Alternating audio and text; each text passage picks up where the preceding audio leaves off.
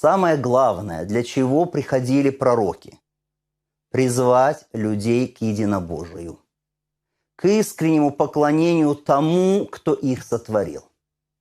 Это и есть основная миссия, основное предназначение всех пророков – отвести людей от поклонения лжебогам, от обращения с молитвами, с богослужениями к творениям и направить их к поклонению Творцу небес и земли. Чтобы они молились только Ему, обращались с мольбами и просьбами только к тому, кто владеет всякой частицей во Вселенной. Чтобы они привязывались своими сердцами и душами к тому, кто всемогущ и никогда не исчезнет. Послушайте, что говорит сам Всевышний Аллах, объясняя нам, для чего Он отправил к нам пророков. وَلَقَدْ بَعَثْنَا فِي كُلِّ أُمَّةٍ رَسُولًا أَنِ اعْبُدُوا اللَّهَ وَاجْتَنِبُوا الطَّاغُوتَ.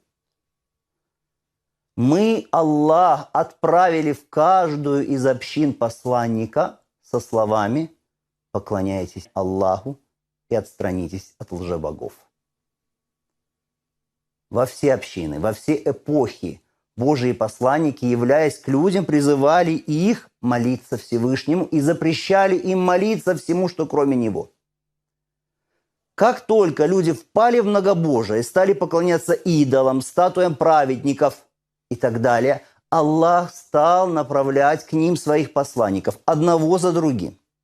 Впервые многобожие возникло во времена пророка Нуха, Ноя, и Аллах послал к ним Нуха, который явился таким образом первым посланником Всевышнего к жителям земли.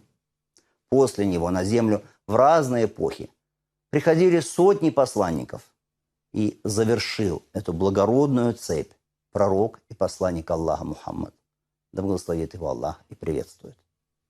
Он посланник Всевышнего для нашей с вами эпохи, для всех тех поколений, которые придут на землю до наступления судного дня.